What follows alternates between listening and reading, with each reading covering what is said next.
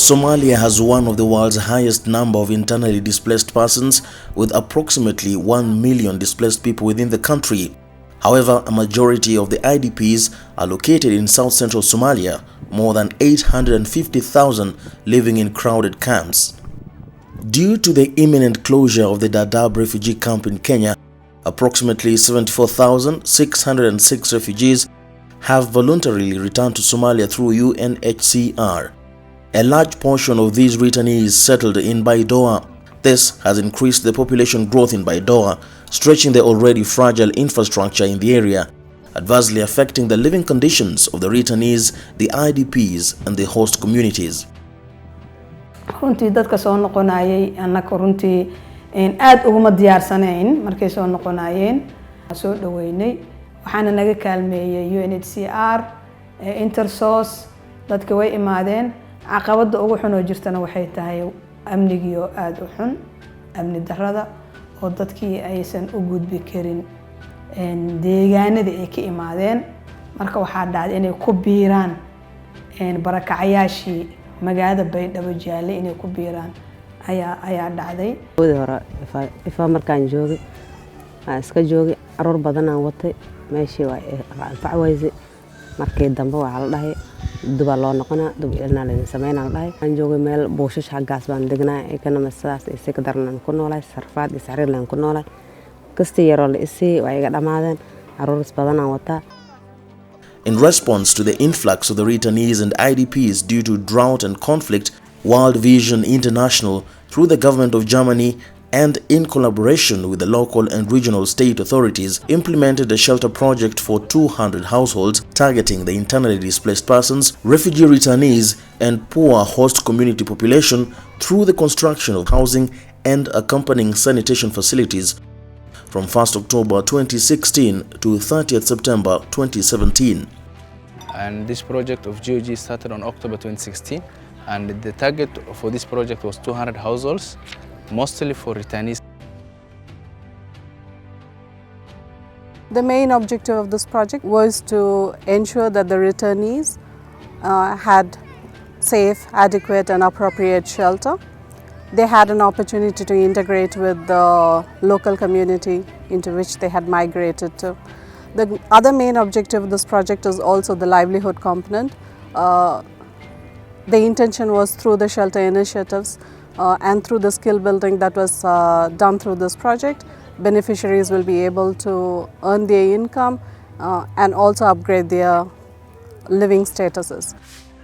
Selecting 200 households from thousands of returnees, IDPs, and host community was very difficult, but with the help of local authorities, the Commissioner for Refugees and IDPs and partner organizations managed to select the 200 households who are most in need for the shelter. When we go on to the stage of the beneficiary selections, with the help of the DC, we set a committee comprising the local authority, the international organization, the DRC, NRC, who are also working on the returnees, to get the real returnees who are not benefiting from their project, so that we get a solid returnees who need our support. With the agreement, we set a criteria. One should be someone from the returnee. Second, he should have a proof sheet.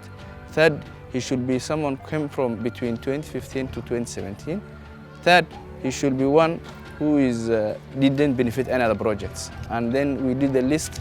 We also engaged SOMREP, another development project which helps on the livelihood aspect.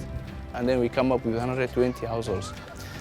Then we also engaged the DC to select the real vulnerable host communities and IDBs.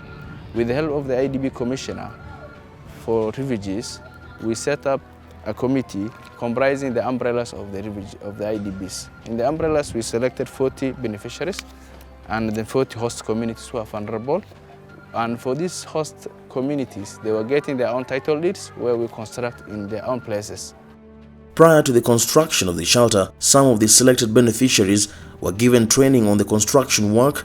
They were trained in the production of bricks, cement sandblocks, clay bricks, carpentry, and masonry work, so that they can be part of the shelter construction as well as learn skills that will help them in the future. We decided to train people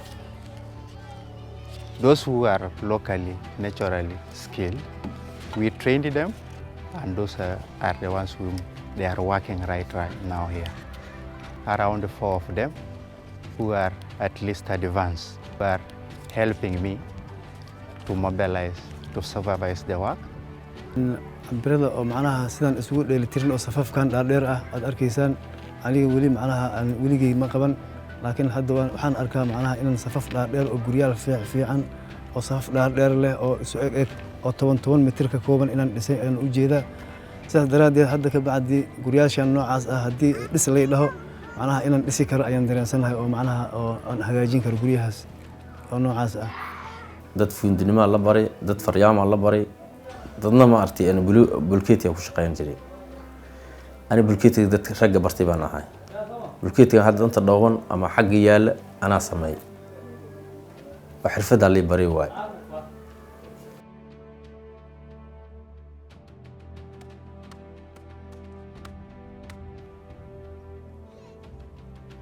After clearance of the land, we took the measurements to know how many houses will be accumulated in the land.